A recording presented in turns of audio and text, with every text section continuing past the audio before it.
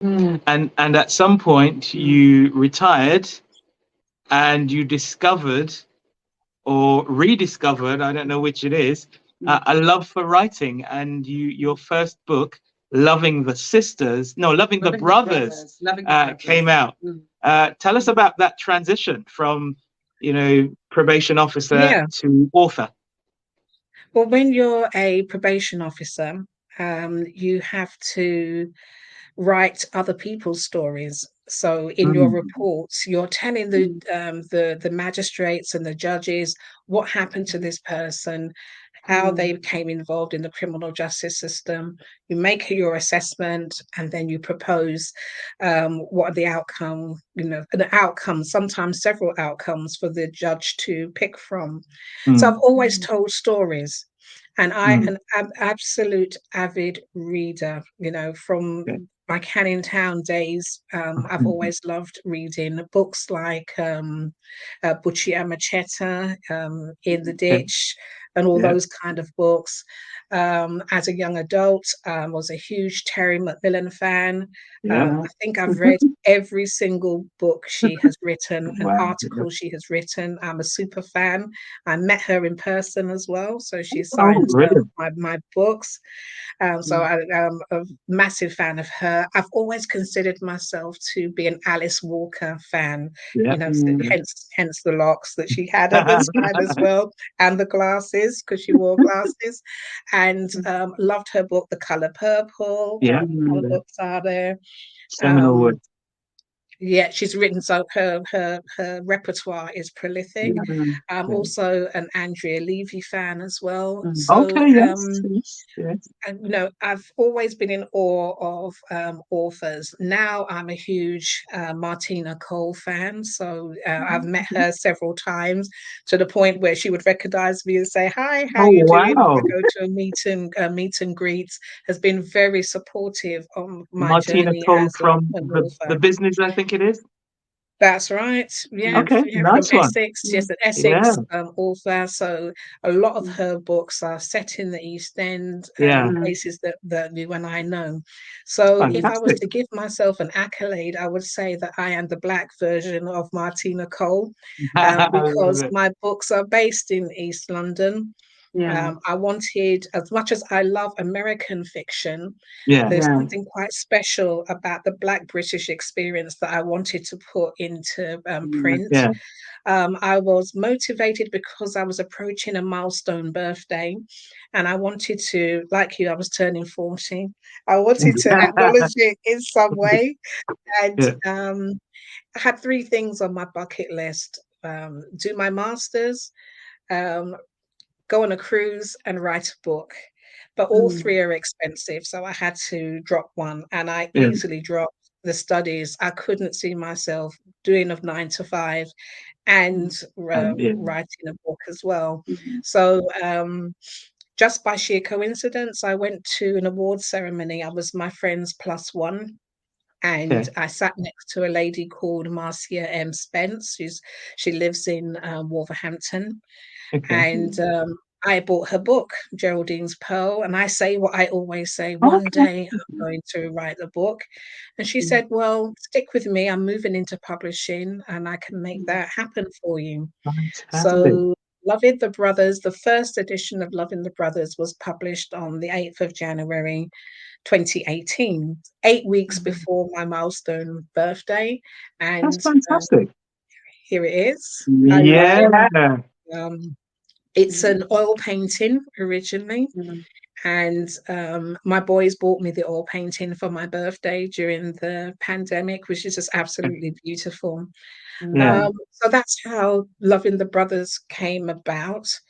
I've left everybody on a massive cliffhanger.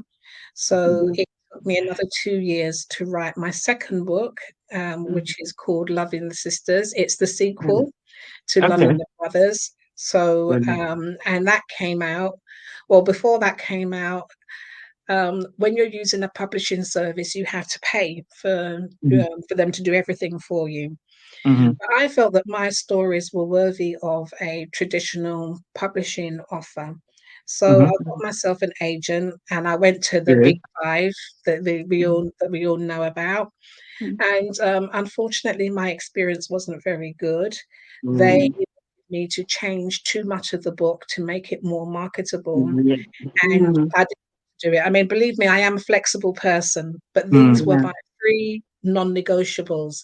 So my non-negotiables were I had to keep the title. I was sitting Mhm. on that title, loving the brothers for 20 Mm. years. Mm. Mm. I wanted to keep the cover because Mhm. they are the Morgan brothers who are on Mm. the front of the cover. And Okay. they also asked me if I would consider making one of my protagonists white, Right. I can see that. and I refused to. I refused to do that. So Mm. the rejection letters came in, and I became more disheartened. But Mm. Mm. in the meantime, I decided to start my own podcast.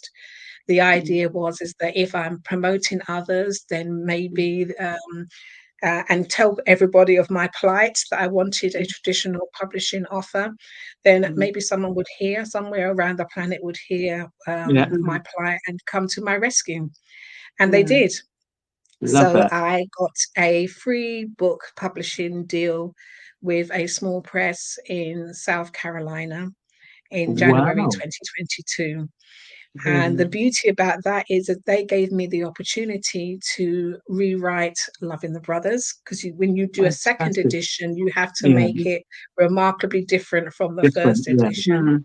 So I added 3 additional chapters to that book, which took me 4 weeks to do. And Fantastic. then I submitted my manuscript for Loving the Sisters.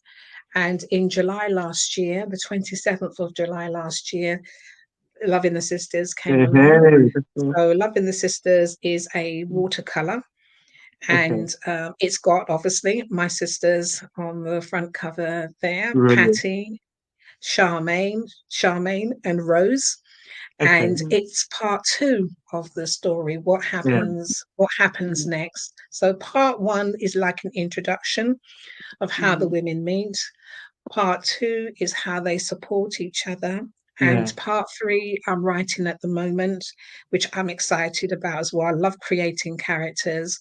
Good. And part three is about the fallout from some of the decisions that the women have made in the Mm. book.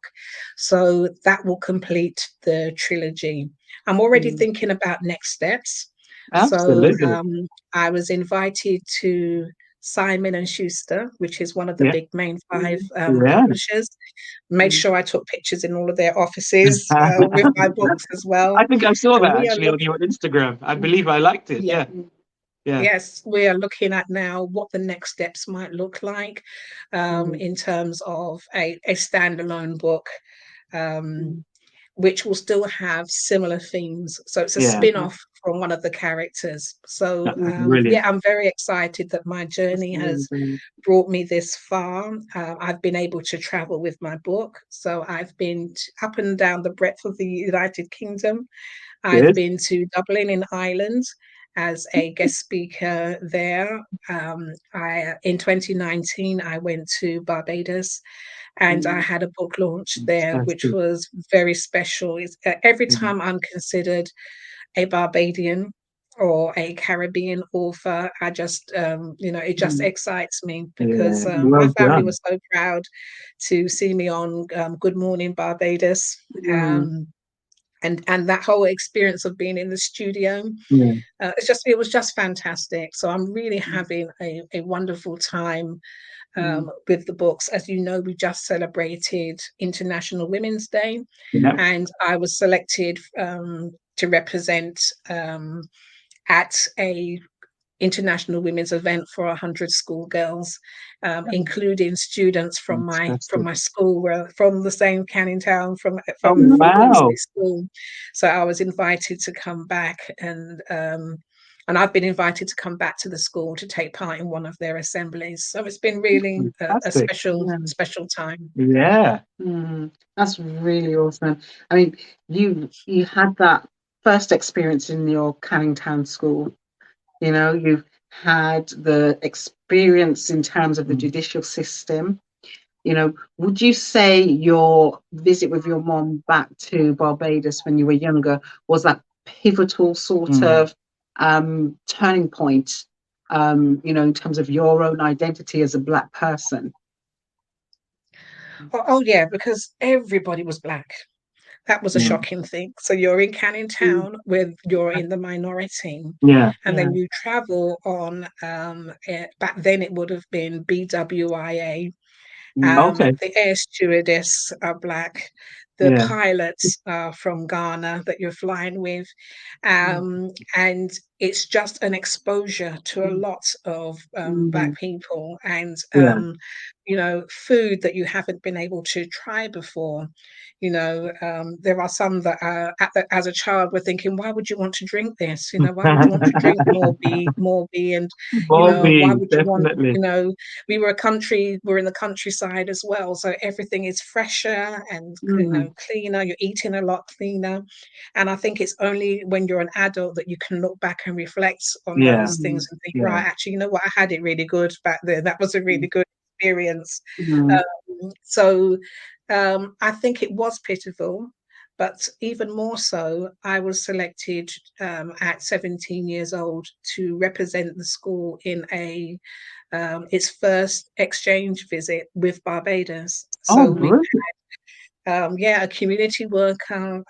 His name is Harry Commonbatch, and one of my teachers at I've school, my heard that name. sociology teacher, Yeah. is Eddie Griffith, and Okay. they put on a school trip to Barbados, and I was one of them that got to go. Um, when the plane landed, Harry Commonbatch became very ill, Mm. and to the point where they had to call out the medics onto the tarmac to assist Mm. him. And I remember him holding on to me and saying, "Pam, you take over from here."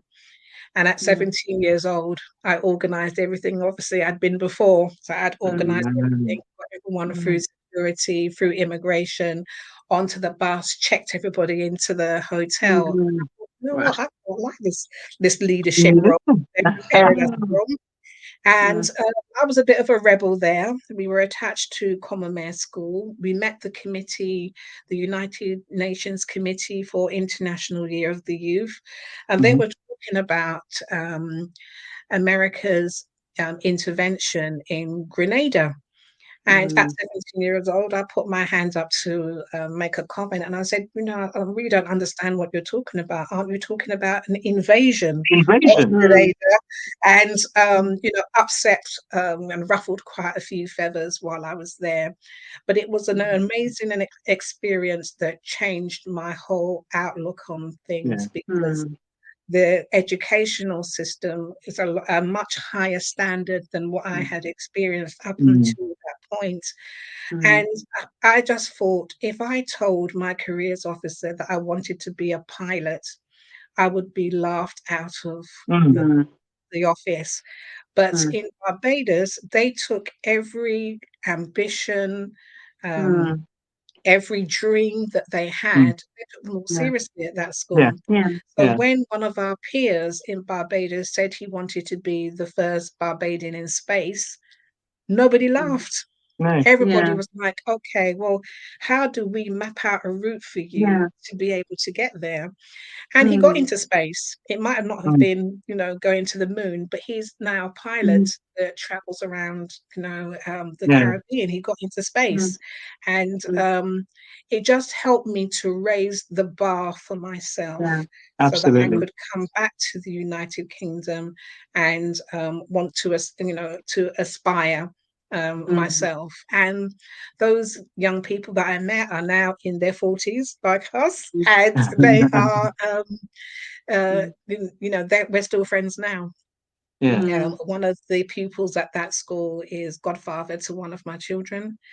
And Wow. when I went to Barbados, when I go to Barbados, I know that I can ring my group of friends there, and at some stage we will meet up and catch up. Yeah. Mm. Just this morning, I was thinking, having met the school children on Wednesday, wouldn't it be nice to maybe revisit that trip again and take a group of Yeah. young Mm. people from Eastleigh School to Yeah. Barbados, and go back to the places that I saw like the Buster emancipation statue, Yeah. which is there. Places like Harrison's Cave and Yeah. so on. I would love to be able to take a group to Barbados.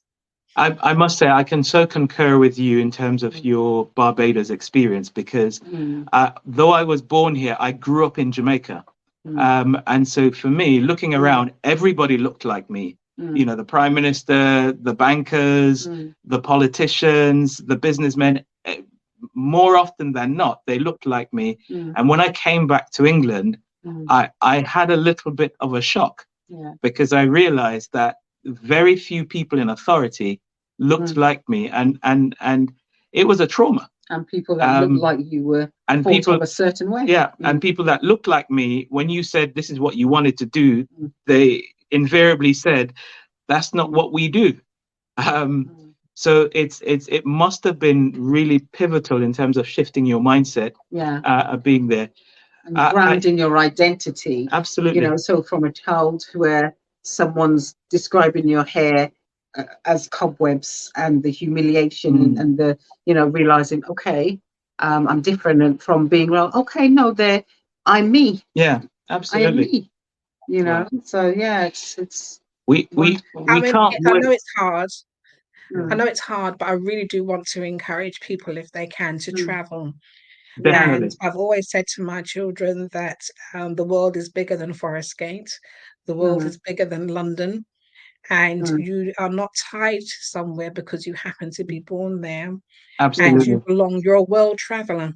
And I've had experiences of taking my children to Egypt, Tunisia, across most of North Africa, to the Caribbean and so on. And they have now, as adults, have picked up the traveling bug as well, and come back with new experiences of being well traveled. It just broadens your view. I mean, one of my children studied the Egyptians for history. And I said to him, did you at some stage tell your teacher that you've actually been to Egypt and you visited the, I think it's the Museum of Cairo, the Cairo Museum, and you've seen Tutankhamun's in state for yourself, because it's those kind of experiences that you can bring to your children.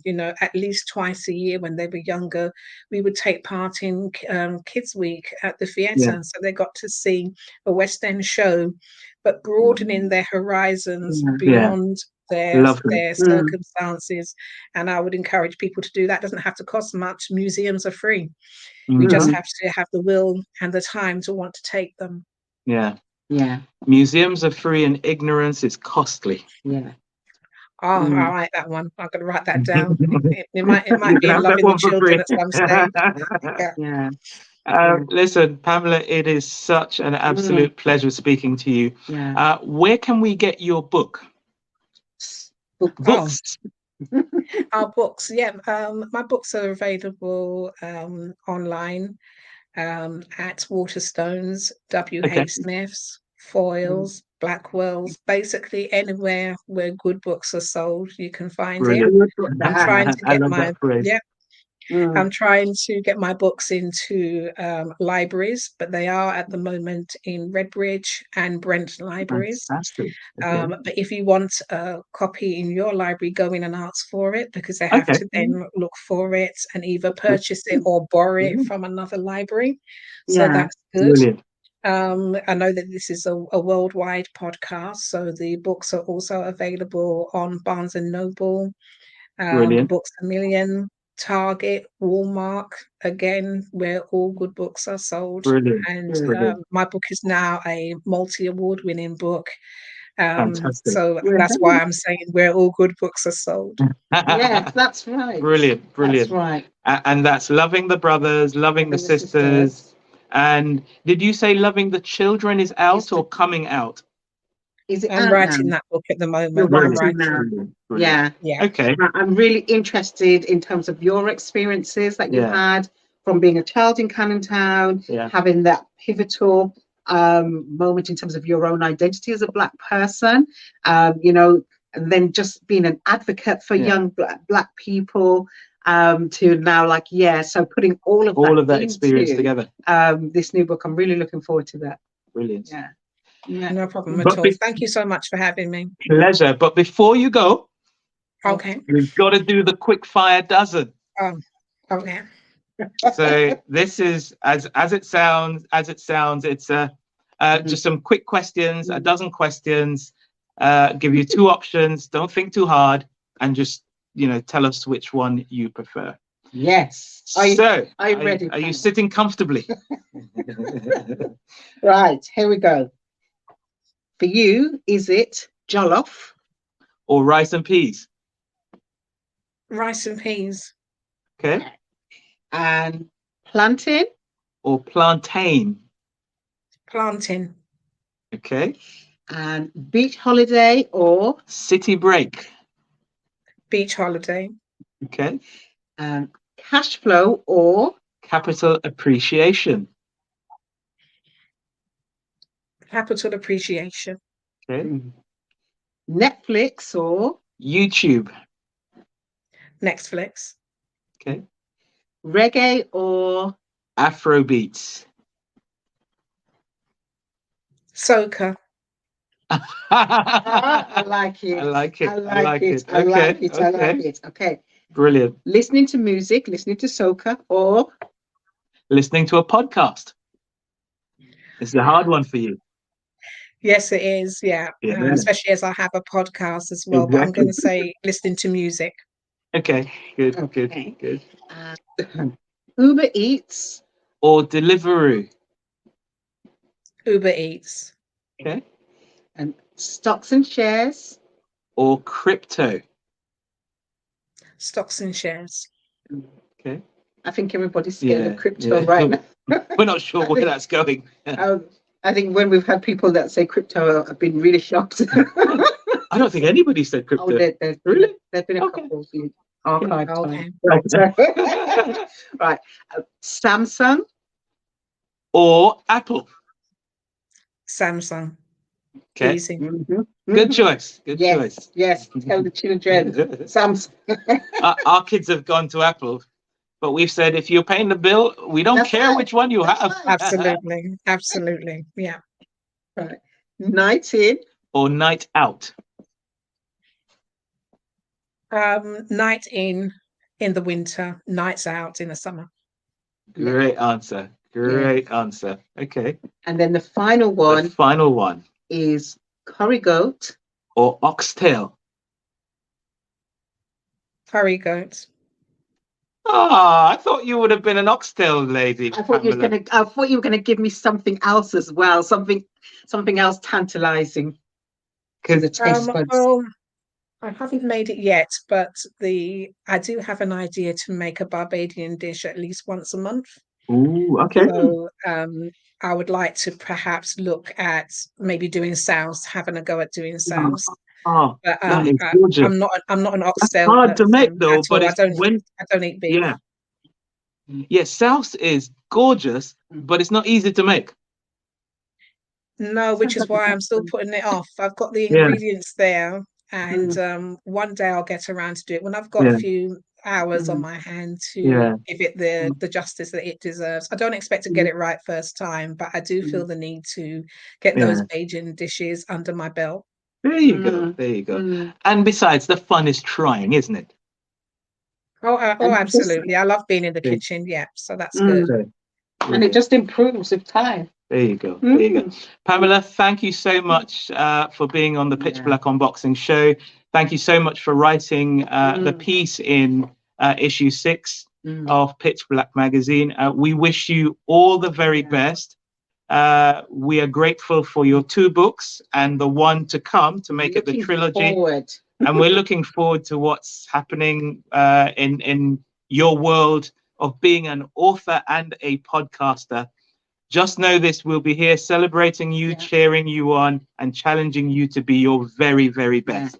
And looking forward to the film versions. Absolutely. Thank you very much, Colin. Putting it out there. Take care and God bless. Take care. Bye.